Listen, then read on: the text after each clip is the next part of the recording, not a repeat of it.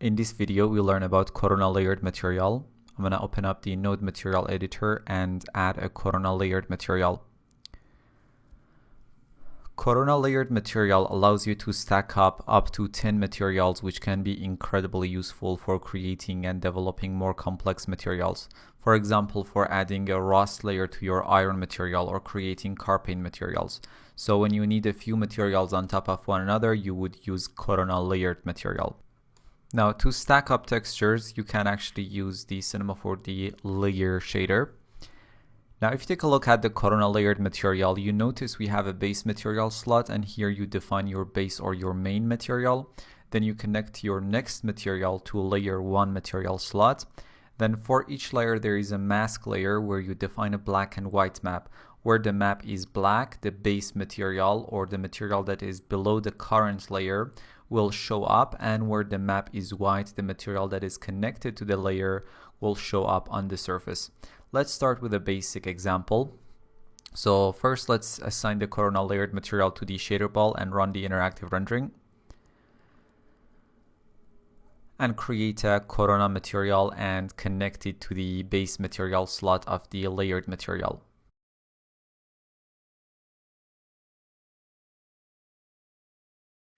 Create a new Corona material and change its diffuse color to a purple color with the RGB values of 130, 20, and 192. And increase the reflection level to 100. Reflection glassiness probably something like 0.9. And now connect this material to the layer 1 input of the layered material. If I set this mixing amount for the first layer to 1, now the material assigned to the layer 1 is completely covering up and hiding our base simple gray material. Now we want our purple material to be visible on the surface in certain places, not to hide everything that is underneath it. To define those places, we need to use a black and white map. So let's load this map called BW14 and connect it to layer 1 mask.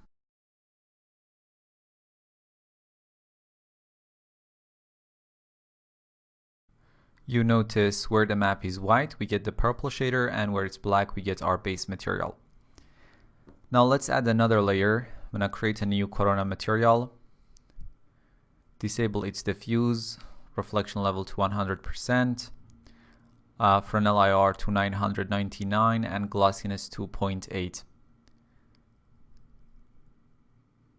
And connect it to layer 2.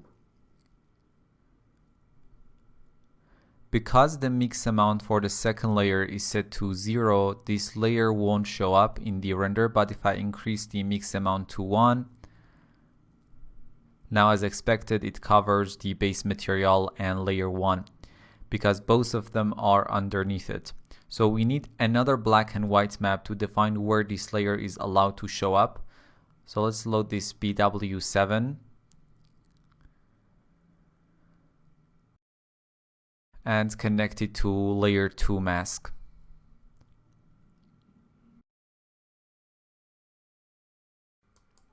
And the material is restricted to the white parts of the texture. Now let's go for another example, a bit more complex. I'm going to be also using the Cinema 4D layer and shader to actually stack up some textures as well to create some black and white mask. So let's create an iron shader with some rust. It's not going to be that realistic, and really that's not the point of this example we are creating. It's just how to work with the Cinema 4D layer shader and the layered material as well. So let's create a basic iron shader, create a new material and assign it to the shader ball,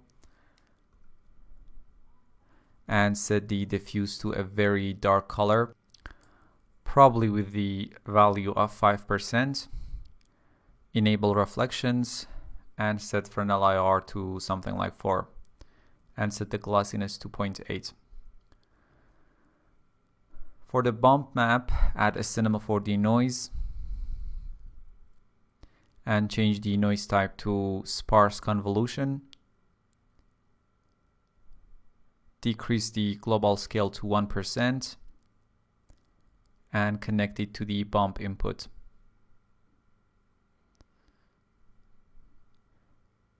And set the bump strength to about 50%. So here is our basic iron shader. Now we need to create the rust shader. I'm going to create a new Corona material and assign it to the shader ball.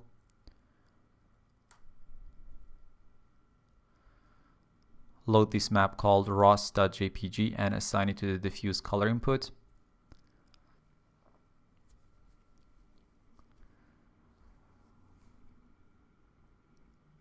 Set the reflection level to 100%.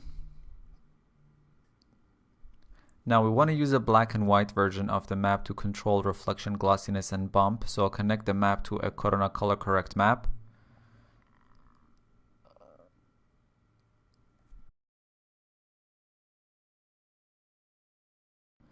And connect the color correct map to the reflection glossiness. Set the saturation in the color correct map to -1.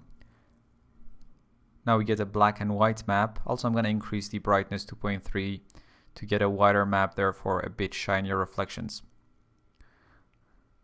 which probably wouldn't be necessary for a rust material, but I'm going to connect the color correct map to the bump input and set the bump strength to 100%. Now we have our iron shader and our rust shader.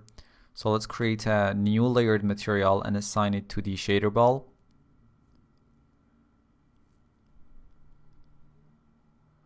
Connect the iron shader as the base material and the rust shader as the layer 1 material.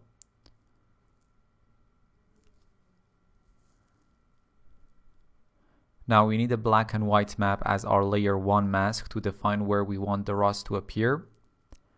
For that, we're going to be using an ambient occlusion map. So load one from this Corona Maps section.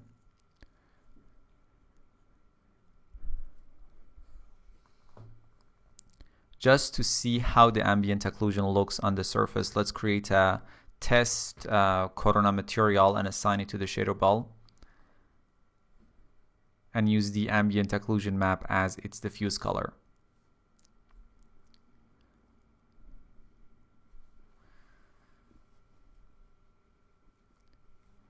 In the AO map, change the occluded color to white and unoccluded color to black. Where the map is white, basically the rust shader will appear. I'm going to change the max distance to around 40 centimeters, even though we'll be controlling this value with a map later on. Set the color spread to 30%. Make sure that calculate from is set to outside, and increase ray directionality to 60%. To break up this perfect black and white ambient occlusion map, we can use a map to control max distance parameter. Load bw3.png and connect it to a Corona color correct map.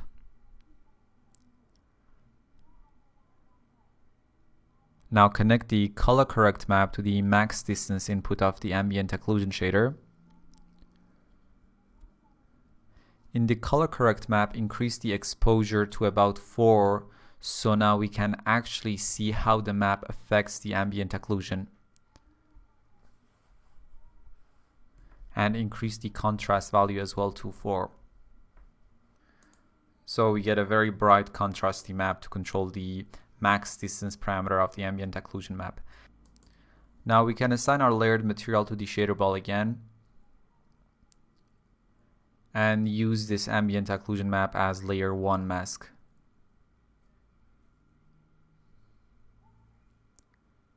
This is going to be the result. Now as a final touch, I want to add another black and white map on top of the ambient occlusion, so the rust will show up on some other parts of the surface as well. So let's load this BW7 map. Now to layer up this BW7 map on top of our ambient occlusion, we need a cinema 4D layer texture or node, to mix the ambient occlusion and the map we just loaded.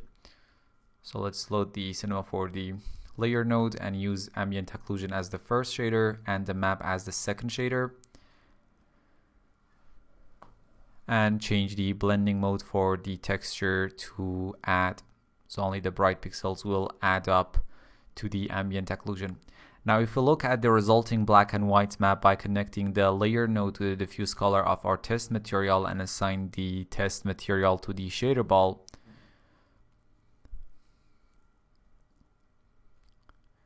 you can see the map is a combination of the ambient occlusion map and BW7 map being added to the ambient occlusion. Now let's assign the layered material again. And now connect the output of the Cinema 4D layer map to layer 1 mask. And that is our final layered shader.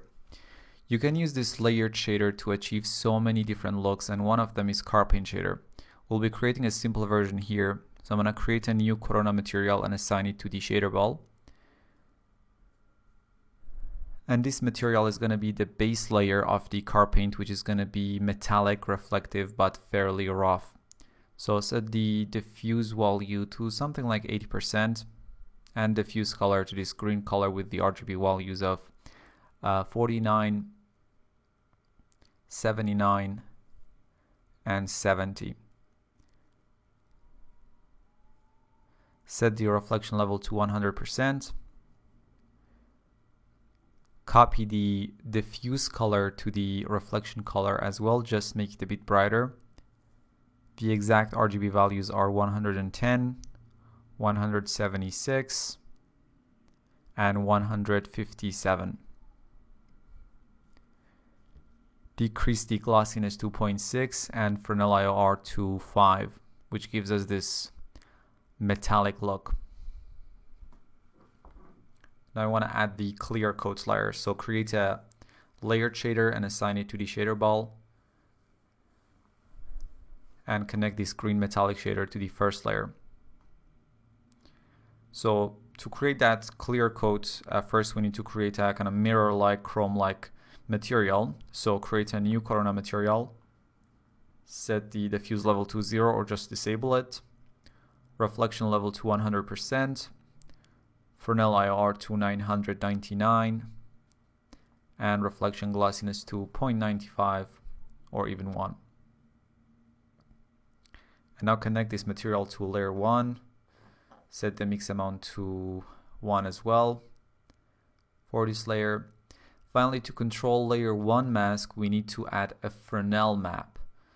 So let's add a Cinema 4D Fresnel map and change the type to physical and set the IR of the Fresnel to 1.4. So basically using this Fresnel map, we are telling the layered shader that the second layer that we just added will be very, very visible on the edges and less visible on the parallel faces to our viewing direction, right? And this will give us a fairly realistic car paint shader. And as you can see, here is our beautiful car paint shader thanks to the Corona layered material. Let me show you a high resolution, cleaner render of this exact material. Now to change the color of the car paint, simply change the diffuse and reflection colors of the base material. So let's duplicate the base material and connect the new one to the base material. Now let's try a different car paint, maybe change the diffuse color to this dark purplish pinkish with the RGB values of 109,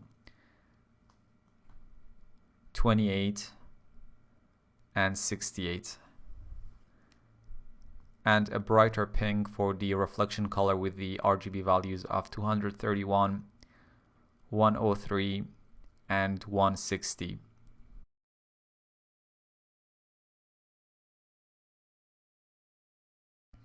And that's our pink colored car paint shader.